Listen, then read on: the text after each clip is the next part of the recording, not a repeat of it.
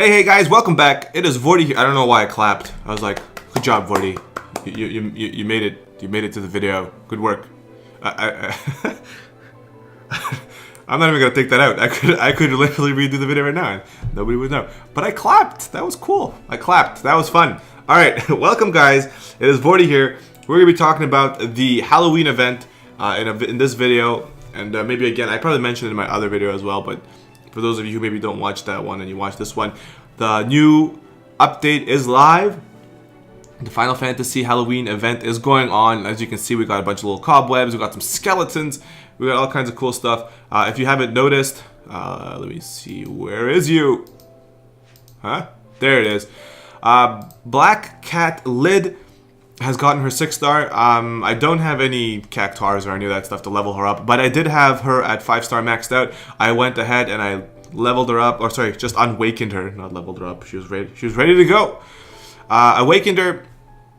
I'm a big fan of Black Cat Lid. She was one of my favorite units early on in the game because she was very, very powerful. Using her move, where was it? Ultimate Blow deals partially unmitigated damage to one enemy.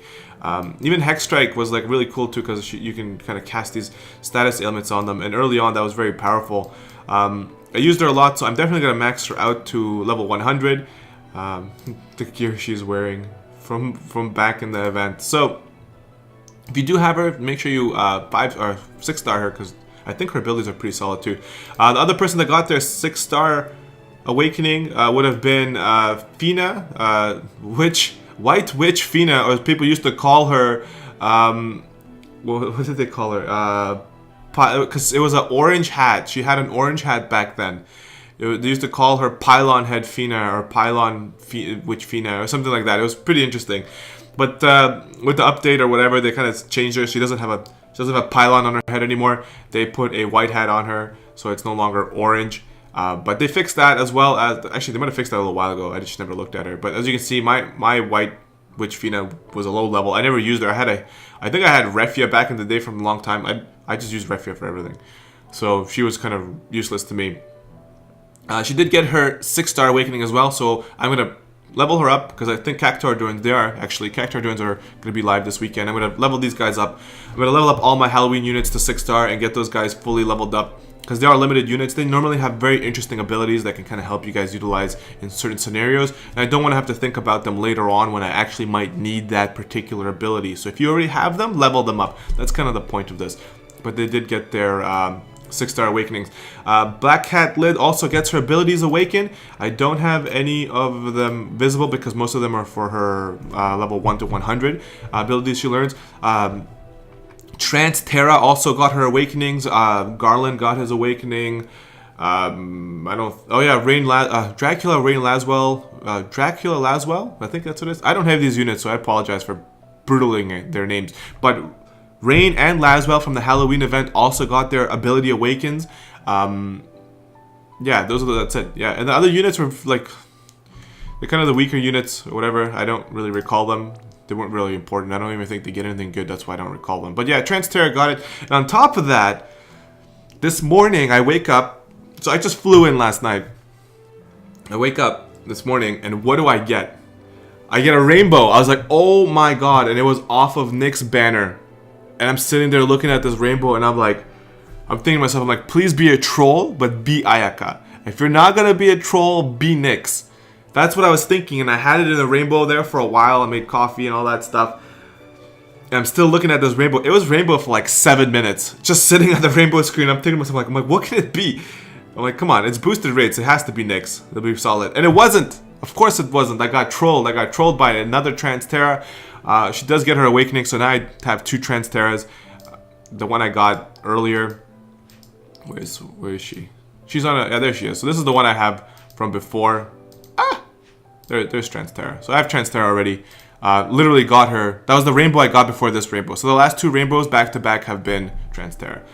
But she gets her awakening, and I'm very interested to see what those abilities are. I can't see this one because she's on a trip. She's on a trip. She's gone. She's out of here. Whoops, that's not where I want to go. Damn you, skeleton hand holding things. So we're going to click on the tombstone, and we're going to go take a look at the event. If you haven't seen my thoughts and my chats about the Wicked Beast and the actual units for the Halloween event, make sure you hit those up on the video that probably came out right before this one. Probably called something like Final Fantasy Brave Exvius's Halloween event and Cerberus talk. But today we're going to be talking about the castle. Return to the Halloween castle. And the reason I wanted to break this apart and make a separate video of it is because it's a different kind of concept than what we've had before. Sort of. Ish. We really only had one boss to kind of fight. And these kind of events are, in my opinion, a little bit more exciting, more fun. Every day or every couple of days, things change and you're fighting like a different boss.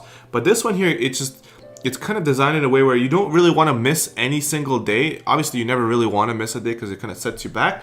But with this event, it seems like you get keys for doing certain things. And these keys will later on be able to be used to fight the harder monsters. Like your only way to enter is with the key. So that seems to be the current thing. Obviously, this might be changed, or maybe I'm interpreting it wrong, and you guys can let me know in the comment section below if I'm just like way left field here. But let me know.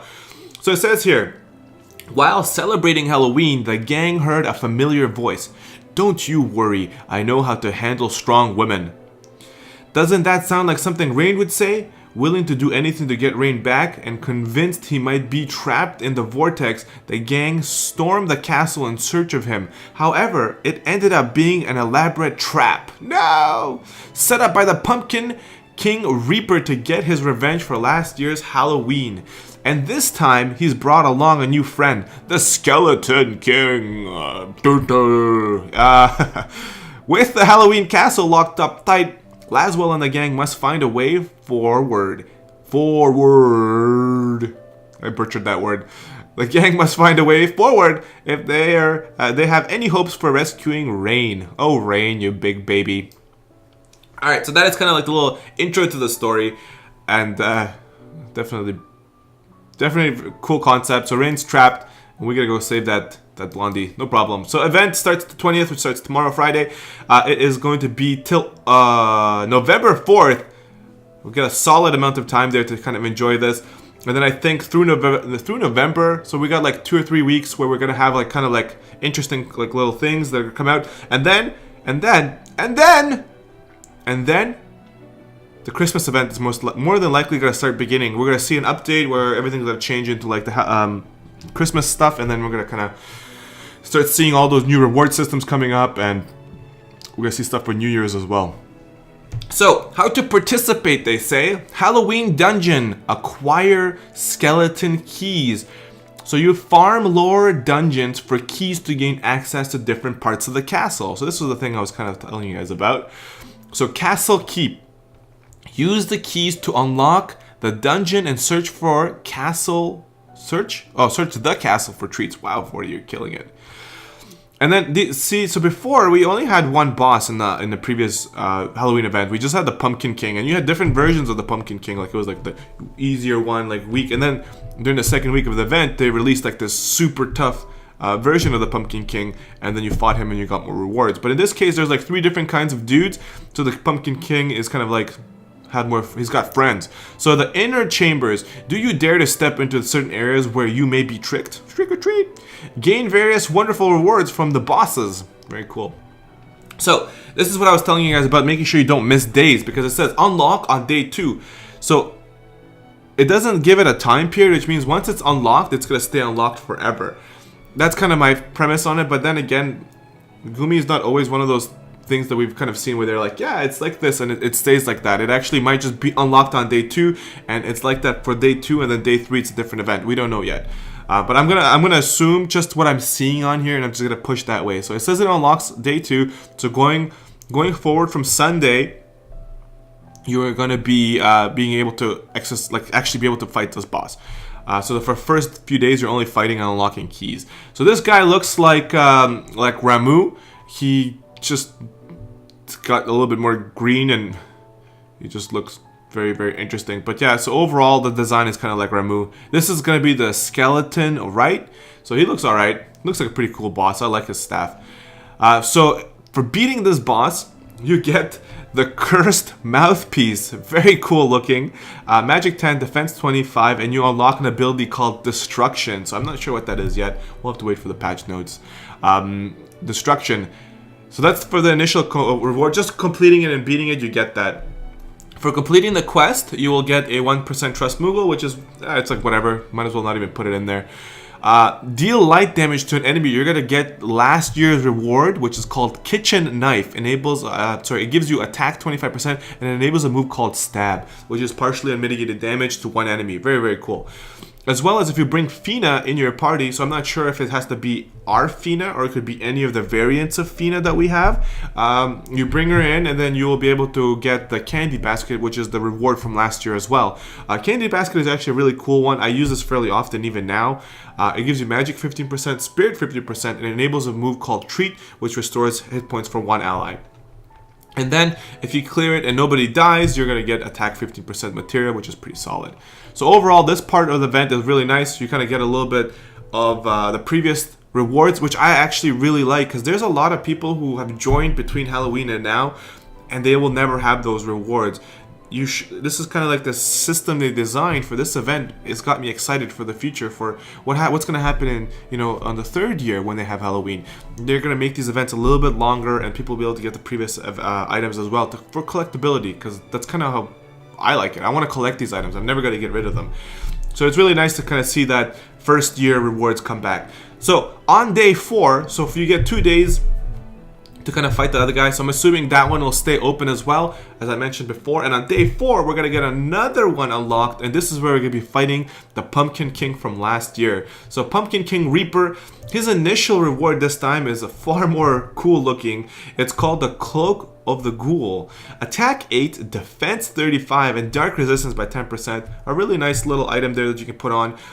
I mean, like, the attack is not super great, the defense is okay, but the dark resistance could save your life one day, so having this item as well is going to make it worthwhile. Complete the quest to get 100 Lapis. Make sure that Laswell is in your party. You're going to get 2 rare summoning tickets. That's dope, because I'm definitely going to be using those summoning tickets to try and get my hands on with what's his face, NICHOL, the illusionist. And then another reward that was from last year, which was from fighting the Pumpkin King Reaper himself on the difficult version, is the Creepy Mask. So you'll be able to get your hands on the Creepy Mask again. Very, very solid item. The best item for a long time. Actually, I think most people are still using the Creepy Mask on their highest casting or highest damage dealing magic user to this day. It's pretty much the item I put on my, like, if I'm bringing a caster, I want to make sure they do a ton of damage. It's going to be this item, right? Unless you got some of the trust masteries, but this is kind of how it is. I was very unlucky with casters, so this is my item. So what it does, MP 15, defense 15, magic 30. That is a solid number. It enables a move called Boot. It damages and paralyzes all enemies. Very, very nice move. I've used the Boot part a lot, actually, in the Christmas event. Utilizing Boot to try to paralyze those other snowmen. And then if you can clear the Pumpkin King within 10 turns, which shouldn't be too big of a problem, because I think he's weak to light. And if you have Orlandus or even some other units that deal light damage, you're going to probably fly through this. But they might change that a little bit, because this is supposed to be harder. He might be resistant to all magic. It's called Reaper's Shaft, and it's an attack 90 damage, magic 40, and then you get Undead Killer on a crossbow, or in this case, it's just a freaking bow, but it's a crossbow in its essence. So with this bow, you get 90 attack and 40 magic. It's not bad. It's designed more for like casters and stuff like that, but overall the attack on it is not bad either. You can mix and match whatever you want. So on day 6, you will be fighting this new Ramu looking guy. We don't even have a name for him. Actually, right here, I don't know why they did this like this, because I'm just gonna look at this guy. Alright, let's look at his staff, his hands, his crown. This guy's the skeleton rate. I don't know about you guys, but they sort of look the same. His staff is a little bit more pointy. His crown is a little bit more pointy. I don't know. I guess this is the Skeleton King. Or whatever, but let's look at the rewards. The rewards are actually very, very cool. So for completing and beating this badass dude that looks kind of like Ramu and like that right up there, you get the Necro Dagger. Attack 78, magic 30, dark fire element, and enables a zombie flame, which deals fire and dark element damage to enemies and adds a chance to inflict disease. That is very cool. This is a very cool dagger. We were just talking about daggers and like with like Nyx's banner and everything, saying like there's not enough daggers, no, Nyx sucks and blah blah blah. So these aren't high hitting daggers. However, the thing that this dagger has that's gonna make Nyx more interesting is the fire element portion of the added elements. So he gets dark and fire.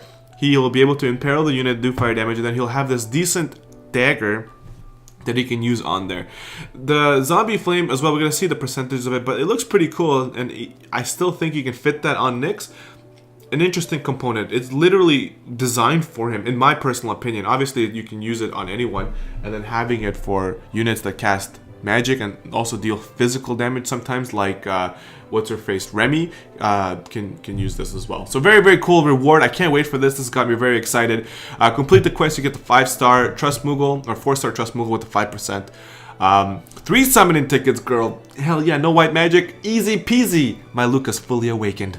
A party of 5 or less. Companion included. So make sure you got 5 people or less. Collar of the Blessed. It's an accessory. Attack 18. Defense 18, Spirit 18, and then you get an ability called Strengthen Faith, boost defense and spirit for 4 turns.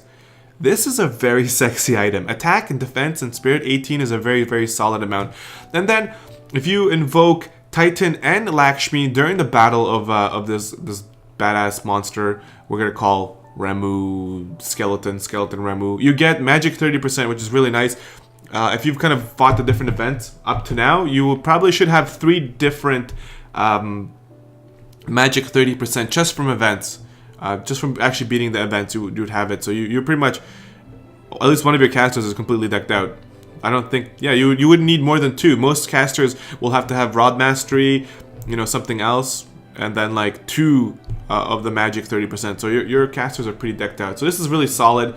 That is going to be the Halloween event. I did want to break this apart into a different video because as you guys can probably tell, I'm super excited about this event. It's got to be, I don't know. I love Halloween. First of all, I'm sure most people out there do as well. And the fact that they're putting a lot of effort into making this event look fun and challenging is just got me super excited. Definitely make sure you guys are dropping by the channel for each part and each day. I will definitely be making videos, but the way it's more likely going to be because how the Halloween event is structured.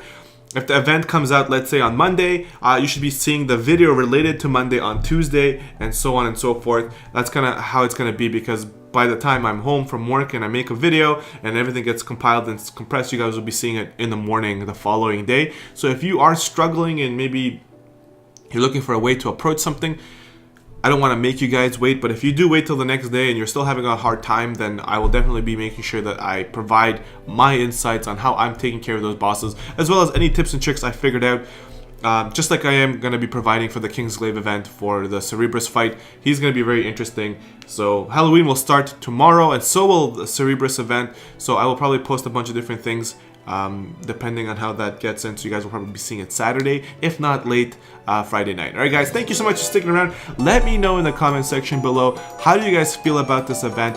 And actually, one of the other things I wanted to ask you guys, how do you guys feel about the fact that they're bringing previous limited items from limited events back? Do you guys like that concept? I personally do. I already said my opinion, but let me know what you guys think about it. I mean, most of these are kind of out of dated. However, for new players that are maybe joined in like a month or joining in now, and they get these items, these are going to help them out a lot. That's how I feel about it personally. So let me know in the comment section below, guys, and let me know how you feel about the event. I will see you guys in the next video. This is Vortie, and I am out of here. Peace.